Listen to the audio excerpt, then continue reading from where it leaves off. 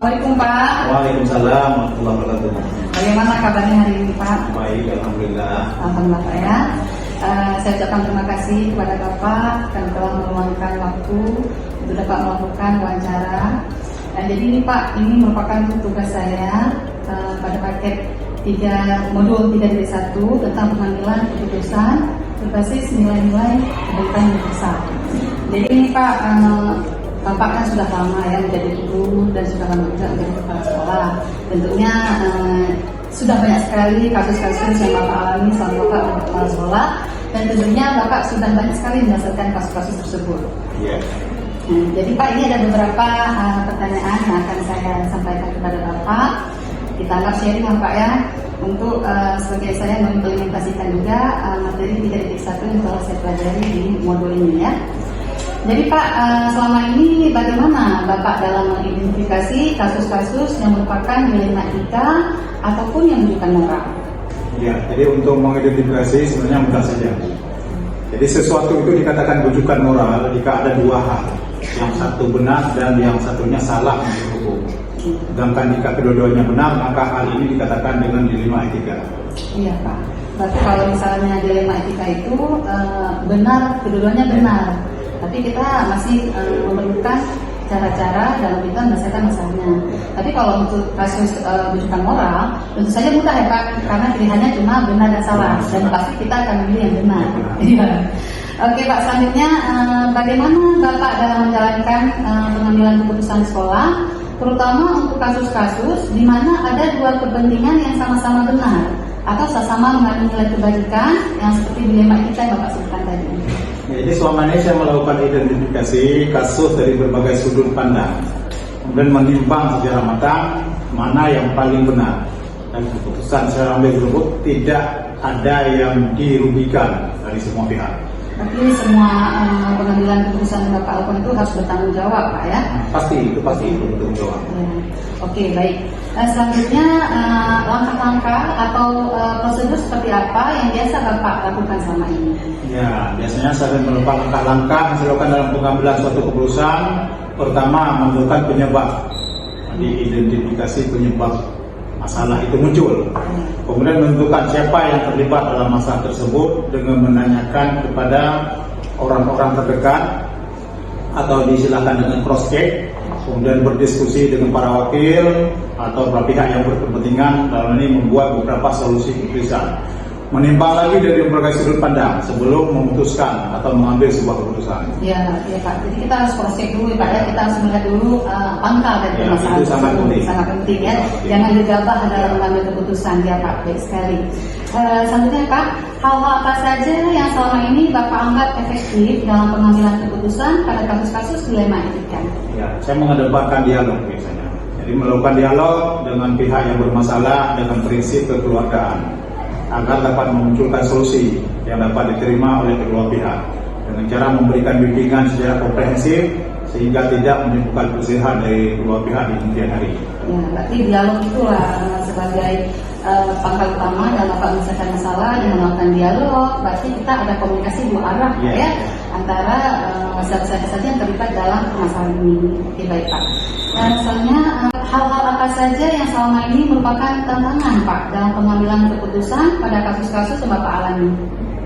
Selama saya menjadi kepala sekolah di sini di SMA Negeri 3 Putra Bangsa yang hampir tahun ke-4, tantangan yang saya hadapi dalam keputusan pada kasus-kasus dilema etika adalah bagaimana cara mencari solusi yang baik bagi semua pihak dengan risiko seminimal mungkin. Tentu saja hal ini membutuhkan dukungan yang positif dari semua warga sekolah. Mencari solusi ya, dan dukungan dari semua pihak sekolah ya. Berarti semua ekosistem sekolah terlibat ya Pak ya? Semua warga sekolah, semua ekosistem sekolah, semua keluarga sekolah itu harus kita libatkan. Mencari solusi ya.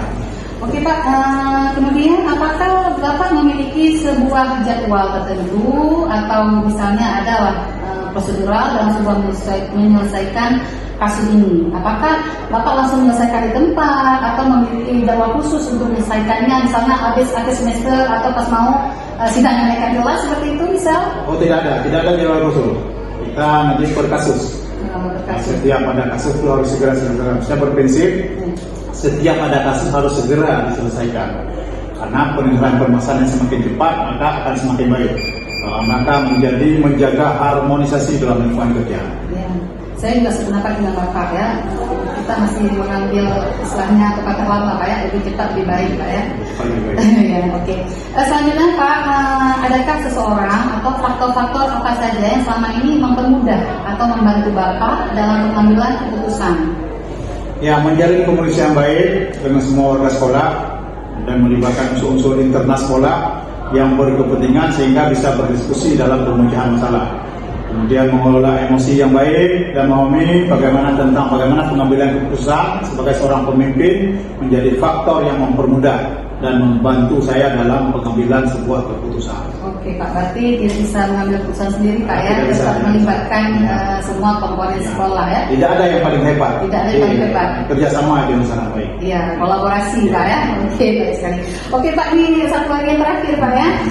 Sebagai refleksi lah Pak, dari semua yang telah Bapak uraikan tadi, pembelajaran apa yang Bapak dapat petik dari pengambilan keputusan Bapak selama ini? Ya, pembelajaran yang saya dapatkan dalam pengambilan sebuah keputusan adalah pentingnya komunikasi dan koordinasi yang baik antar semua pihak agar pengambilan keputusan akhir yang diambil tepat sasaran dan sesuai dan berdampak positif serta mengedepankan kepentingan peserta didik.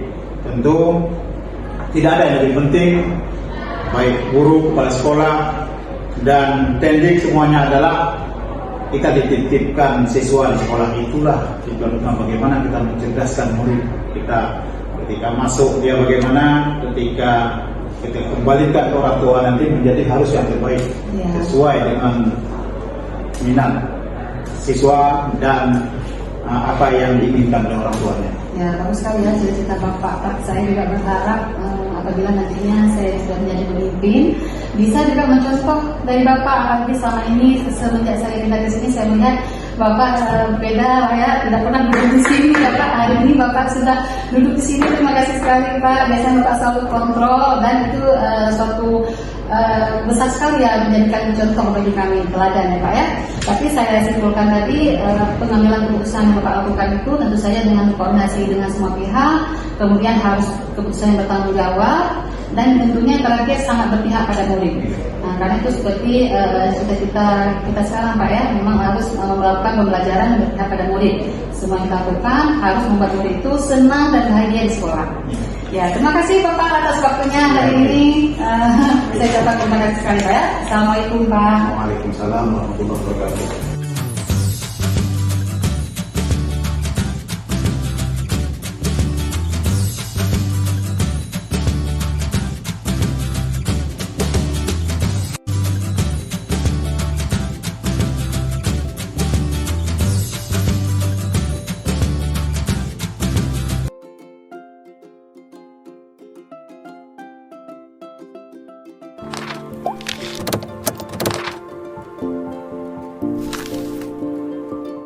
Assalamualaikum Bu. Waalaikumsalam. Sebelumnya saya perkenalkan diri dulu. Nama saya Rinda Risalah, CGP Angkatan 8 Aceh Utara dari SMA Negeri 3 Putra Bangsa. Seperti yang telah saya beritahukan sebelumnya kepada Ibu, jadi tujuan saya ke sini hari ini adalah untuk melakukan wawancara dengan Ibu selaku kepala sekolah. Di pendidikan guru penggerak ini ada materi 3.1 yaitu tentang pengambilan keputusan berbasis nilai kebajikan universal. Jadi ini Bu ada beberapa pertanyaan yang akan saya ajukan kepada Ibu. Sebelumnya Bu, ada istilah-istilah yang mungkin istilahnya baru tapi sebenarnya sudah sering sekali kita lakukan. Ini merupakan materi di modul 3.1 ini, yaitu ada istilah dilema etika, yaitu di antara dua kasus yang sama-sama benarnya tapi bertentangan, dan satu lagi ada bujukan moral. Kalau bujukan moral ini kasus yang satu salah dan satu lagi benar. Dan tentu saja kalau misalnya kasus bujukan moral ini mudah sekali ya Bu bagi kita, kita mengambil sikapnya antara benar dan salah, kita tahu mana yang akan kita pilih. Tapi kalau yang dilema etika mungkin kan kita menggunakan konsep berpikir bagaimana kita dalam menyelesaikan masalah-masalah dilema etika ya Bu. Apalagi Bu Nia kan sudah lama menjadi kepala sekolah, tentu banyak sekali nih kasus-kasus yang sudah terjadi selama di sini. Jadi nih Bu, ada beberapa pertanyaan yang akan saya ajukan kepada Ibu ya Bu. Ya. Selama ini bagaimana Ibu dapat mengidentifikasi kasus-kasus yang merupakan dilema etika ataupun yang bujukan moral? Baik, terlebih dahulu saya ucapkan terima kasih dulu untuk Ibu Linda karena mempercayakan saya sebagai narasumbernya untuk menjawab ataupun mengidentifikasi masalah-masalah yang memang lagi dalam tugasnya. Iya, kalau ditanyakan ke saya, bagaimana sih mengidentifikasi kasus-kasus tersebut? Kalau pertamanya saya bilang kasus tersebut dengan memahami masing-masing kasus dulu. Ya, dari mana tentu kasusnya nanti harus kita komunikasikan dulu. Bagaimana sih yang realnya dengan pihak-pihak yang terlibat yang terjadi di tempat tersebut kan? Setelah itu permasalahannya kita pahami dan kita lakukan beberapa hal untuk memetakan apakah kasus tersebut merupakan bujukan moral atau bujukan etika. Dilema etika. Dilema etika itu. Jadi kalau memang itu perlu dibuatkan daftar pertanyaan kasus, bagaimana nanti kasusnya merupakan dilema etika dan bagaimana yang bujukan moral. Berarti kita pilih lah Bu ya, Iya, kita identifikasi kasusnya dulu, mana yang dilema etika dan mana yang bujukan moral ya Bu. Baik. Yang kedua, selama ini bagaimana Ibu dalam menjalankan pengambilan keputusan di sekolah, terutama untuk kasus-kasus di mana ada dua kepentingan yang sama-sama benar atau sama-sama mengandung nilai kebajikan? Kalau untuk kasus ini, kita akan mempertimbangkan kedua hal yang sama-sama benar dan membentukkan faktor-faktor yang memang mengada, yang real. Jadi kita lihat apakah dia kepentingan itu kepentingan per orang atau kepentingan orang banyak gitu kan.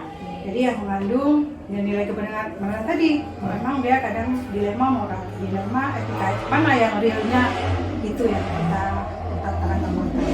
Ya Bu, misalnya seperti yang tadi Bu bilang, misalnya kita lihat dulu kepentingan pribadi atau golongan ya. Ya Bu. Oke. Kemudian langkah-langkah atau prosedur seperti apa yang biasa Ibu lakukan selama ini? Mungkin ada langkah-langkahnya atau prosedur dalam menyelesaikan masalahnya. Langkahnya apa kita bilang? Kalau nalarnya seharusnya berjalan dengan memilih kebenaran. Yang paling kecilnya mudaratnya dan besar manfaatnya bagi semua orang gitu kan. Dengan mempertimbangkan kepentingan peserta didik. Jika memang kasus itu berhubungan dengan peserta didik, maka prinsipnya berpikir pada basis hasil akhirnya nanti bagaimana. Seperti ada kemarin kami begitu juga ada dilema siswa karena kami dari yayasan gitu. Jadi pasti ada siswa yang memang dia siswa kelas 3 tetapi dia berbuat namanya siswa berbuat masalah. Jadi kita harus memikirkan yang nanti sayangnya kita nilai akhir untuk siswa itu harus kita pikirkan. Jadi kita lihat juga jangka panjangnya ya Bu, untuk masa depan dia. Jangan sampai gara-gara salah kita mengambil sikap itu berefek ke masa depan dia ya Bu. Ya, baik sekali langkah itu ambil Bu ya. Baik Bu, pertanyaan selanjutnya, hal-hal apa saja yang selama ini Ibu anggap efektif dalam pengambilan keputusan pada kasus-kasus dilema etika? Kalau dalam hal itu kita ambil keputusannya dengan dilema etika itu hal-hal yang dalam hal efektif yang perlu diambil adalah dengan menyederhanakan pokok masalahnya gitu kan, dan membangun kebijaksanaan bagaimana yang terbaik ke depannya gitu. Jadi tidak memperumit masalah. Jadi kalau memang ada masalah itu bisa kita hilangkan, sebaiknya dihilangkan saja. Tapi kalau masalah yang besar kita kecilkan ya. Jangan kita mempersulit. Betul sekali. Selanjutnya Bu, hal-hal apa saja yang selama ini merupakan tantangan dalam pengambilan keputusan pada kasus-kasus dilema ini? Apa yang jadi tantangan nih selama ini dalam mengambil keputusan? Pasti ada lah tantangan. Kalau kita bilang itu hasilnya ya mungkin ada pihak yang tidak menerima, tidak setuju ya. Karena apa? Kan karena prosesnya untuk kita memahami seorang itu tidak Tidak sesuai dengan pikiran kita. Mereka Iya. masih tidak ikhlas menerima Hmm. keputusan yang kita ambil ini, mereka tidak ikhlas. Tapi kita mengambil keputusan itu, kita melihat ke depannya bagaimana. Iya, yang penting ada solusinya ya. Kita harus istiqamah juga dalam mengambil keputusan. Gitu. Iya, betul-betul. Iya, Bu. Kemudian apakah Ibu memiliki sebuah jadwal, misalnya ketika ada masalah ya, apakah Ibu langsung menyelesaikannya atau ada jadwal khususnya nih Bu untuk menyelesaikan permasalahan ini? Kalau jadwal sih enggak, tergantung terjadi permasalahannya gitu kan. Jadi kalau memang ada masalahnya, berarti kita prioritaskan kapan yang perlu diselesaikan itu memang harus diselesaikan. Nah, ada kasus memang hari ini, jadi kita selesaikan dalam jangka tercepat itu harus kita selesaikan juga. Jadi jangan menunda-nunda. Tidak mengulur-ulur waktu, Bu, ya. Tidak menunda-nunda, jadi siswa pun bisa nanti mengambil sikapnya. Iya. Oh, apakah dia memang harus ditindak atau memang harus kita bimbing lagi? Iya. Berarti Ibu tidak ada jadwal khusus Bu ya, jadi Enggak, begitu ada kasus iya. langsung kita selesaikan, tidak menunda masalah. Ya baik sekali itu saya rasa Bu ya. Nah kemudian adakah nih orang atau seorang atau faktor-faktor apa yang selama ini mempermudah atau yang membantu Ibu dalam pengambilan keputusan ketika menghadapi kasus-kasus dilema etika? Kalau ini kita mengikut sertakan seluruh warga sekolah juga, karena kan kita kepala sekolah, jadi kita yang menilai dan yang melihat anak-anak itu pasti guru. Iya. Nah, jadi kita review guru dulu, Ibu bagaimana sih dengan si bulan ini, bagaimana sih ini. Jadi kita memang warga sekolah kita libatkan semua dalam mengambil keputusan. Ya Bu ya, karena kita kepala sekolah pun tidak bisa kerja. Ya, kalau tidak ya, kita memang harus bekerja sama. Jadi semua ekosistem Iya. sekolah Iya. ya kan harus kita libatkan Bu ya Iya, dalam seluruh mengambil warga sekolah. keputusan ya. Oke baik Bu. Yang terakhir nih Bu ya. Dari semua hal yang telah Ibu sampaikan tadi, kira-kira pembelajaran apa yang dapat Ibu petik dari pengalaman Ibu selama mengambil keputusan tentang dilema etika ini? Baik, dalam mengambil keputusan ini kami mengidentifikasikan jenis kasus dulu. Harus ada yang dilakukan lebih awal dan dilakukan pengujian-pengujian. Lalu kita lakukan juga pengujian yang benar. Mana yang benar dan mana yang salah, untuk menentukan paradigma apa yang kita pilih sehingga keputusan kita itu sesuai dengan prinsip-prinsip yang tidak merugikan siswa. Berarti setiap keputusan yang Ibu ambil itu harus bertanggung jawab Bu ya, bertanggung jawab dan tentu saja berpihak pada murid. Iya. Nah ya Bu ya, ya menarik sekali nih Bu. Menarik sekali nih saya wawancara dengan Ibu, saya merasa terkesan sekali dengan apa yang telah Ibu sampaikan. Saya juga berharap ke depannya ketika nanti ada kesempatan saya menjadi pemimpin bisa mencontoh apa yang telah Ibu lakukan. Terima kasih Bu Nian ya atas Ibu telah meluangkan waktu pada saya ucapkan terima kasih banyak. Terima kasih Bu Nian. Assalamualaikum. Salam.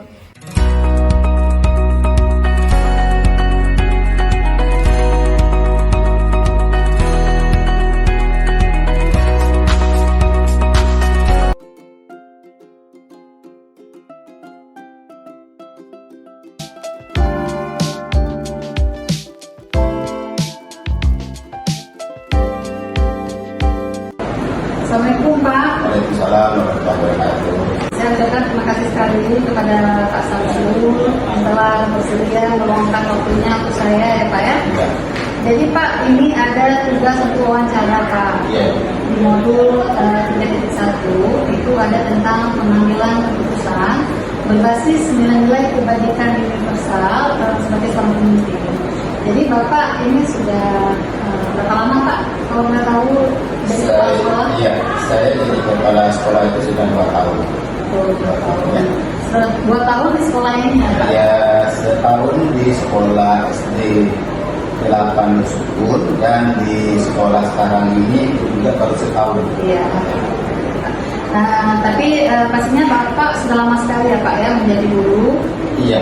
Tentunya kita selama kita menjadi guru dan sekarang Bapak jadi kepala sekolah pasti banyak sekali masalah-masalah atau kasus-kasus yang Bapak alami ya Pak ya. Jadi kebetulan Pak saya di pendidikan guru penggerak ini ada tugas Pak demonstrasi kontekstual, yaitu di mana kami harus mewawancara kepala sekolah untuk melihat bagaimana dalam pengambilan keputusan tersebut. Jadi ini Pak ada beberapa pertanyaan yang Selama ini bagaimana Bapak dalam mengidentifikasi kasus-kasus yang merupakan dilema etika ataupun rujukan moral? Mungkin sebelumnya bisa saya informasikan sedikit, saya sharing ya Pak ya. Ini materi di modul 3.1 ini. Sebenarnya istilah dilema etika ini kita mungkin dengarnya baru ya, tapi setelah kita pelajari ini adalah hal-hal yang sudah sering sekali kita alami. Dilema etika itu apabila ada kasus yang dua-duanya benar tapi saling bertentangan, sehingga kita harus bijak dalam menyikapi apa yang akan bagaimana cara kita menyelesaikannya. Dan kalau rujukan moral itu kasus di mana satu kasus yang benar dan satu lagi kasus yang salah. Kalau seperti ini tentu saja Pak ya, sangat mudah sekali kita pasti akan memilih yang benar ya Pak ya. Oke, ini bagaimana Pak Bapak dalam mengidentifikasi kasus-kasus yang merupakan dilema etika atau dilema moral? Tentu saya sebagai kepala sekolah itu akan mempertimbangkan bermacam hal yang berhubungan dengan mengambil keputusan. Yang pertama tentu saya akan mencari informasi dulu tentang masalah yang terjadi. Kemudian keputusan yang saya ambil nanti itu akan saya ambil sesuai dengan peraturan yang dibuat oleh sekolah, dan juga untuk menciptakan suasana sekolah yang nyaman dan sesuai dengan visi sekolah. Jadi apa saja keputusan yang saya ambil itu sangat berkaitan sekali dengan peraturan-peraturan yang ada di sekolah. Oke, ya berarti Bapak sebelum menyelesaikan masalah ini, Bapak mencari informasi dulu ya Pak, sehingga kita tidak salah cara, tidak salah langkah kita dalam menyelesaikan masalah ini ya Pak ya. Oke, baik Pak. Yang kedua, selama ini bagaimana Bapak menjalankan pengambilan keputusan di sekolah, terutama untuk kasus-kasus di mana ada dua kepentingan yang sama-sama benar atau sama-sama mengandung nilai kebajikan? Tentu yang pertama kali saya akan mencari informasi dulu kepada wali kelas. Apabila ada hal-hal yang berkenaan dengan masalah yang terjadi dalam kelas, maka saya akan mencari informasi dari wali kelas tersebut, menanyakan apa yang terjadi, kemudian nanti akan kita cari solusinya terhadap masalah yang terjadi di dalam kelas tersebut. Berarti yang pertama sekali langkah Bapak itu adalah wali kelas dulu ya, berkomunikasi dengan wali kelas ya. Karena bagaimanapun wali kelas itu yang paling mengetahui tentang kondisi anak ya Pak ya, dibandingkan mungkin guru-guru lain. Oke, baik Pak. Kemudian langkah-langkah atau prosedur seperti apa yang biasa Bapak lakukan selama ini? Sama juga seperti hal-hal yang lain itu, yang pertama kita akan mencari informasi dari guru ya. Dari guru, kemudian dari keluarganya, kemudian dari teman-temannya, sehingga kita bisa memahami apa permasalahan yang terjadi. Berarti sama seperti yang telah Bapak jelaskan tadi Pak ya, berarti Bapak akan selalu mencari informasi, berkomunikasi dengan orang-orang terdekatnya Pak ya, dari wali kelas, keluarga, dan teman-teman murid tersebut Pak ya. Dari informasi tersebut baru kita nanti kan menganalisis apa yang kira-kira akan menjadi keputusan kita bersama. Kita menganalisis Pak ya, hasilnya. Oke Pak. Kemudian hal-hal apa saja yang selama ini Bapak anggap efektif dalam pengambilan keputusan pada kasus-kasus dilema etika? Sebuah keputusan memang yang saya ambil itu bila saya anggap itu efektif, maka itu akan saya laksanakan. Dalam hal ini untuk menyelesaikan segala masalah itu saya akan melakukan kebijaksanaan tanpa menyakiti salah satu perasaan daripada murid tersebut, ataupun wali murid yang anaknya itu yang bermasalah. Ya berarti sangat berhati-hati lah Pak ya. Bapak sangat berhati-hati sekali dalam pengambilan keputusan sehingga tidak membuat salah satu pihak itu dirugikan atau merasa tidak enak ya. Baik sekali Pak. Kemudian selanjutnya, apakah Bapak memiliki sebuah jadwal ya dalam sebuah penyelesaian kasus dilema etika ini Pak? Misalnya apa Bapak ada apa nih jadwal khusus seperti itu? Iya, kalau untuk jadwal khususnya itu memang kita sudah atur ya. Nah, kita nanti akan memanggil siswa atau pihak-pihak yang terjadi yang ada permasalahannya. Jadi setelah